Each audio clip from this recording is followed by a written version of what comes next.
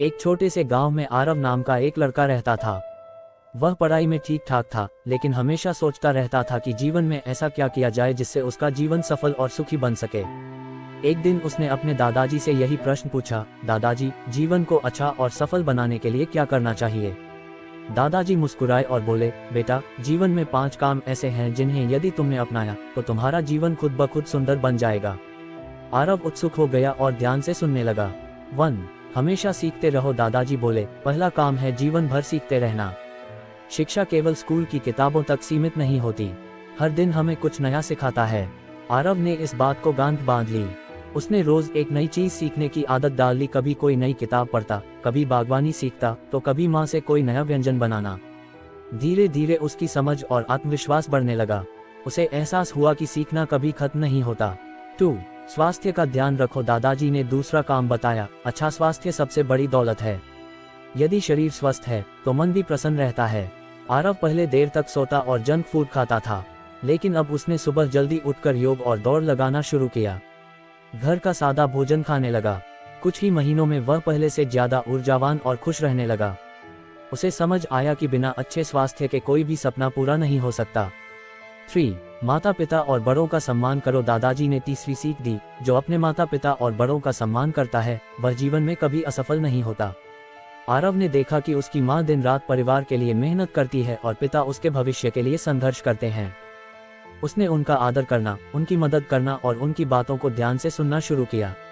इससे घर में प्रेम और शांति बढ़ने लगी। उसे महसूस हुआ कि परिवार ही उसकी सबसे बड़ी ताकत है। 4. दूसरों की मदद करो, दादाजी ने कहा। चौथा काम है जितना हो सके दूसरों की मदद करो। मदद छोटी हो या बड़ी, उसका असर गहरा होता है।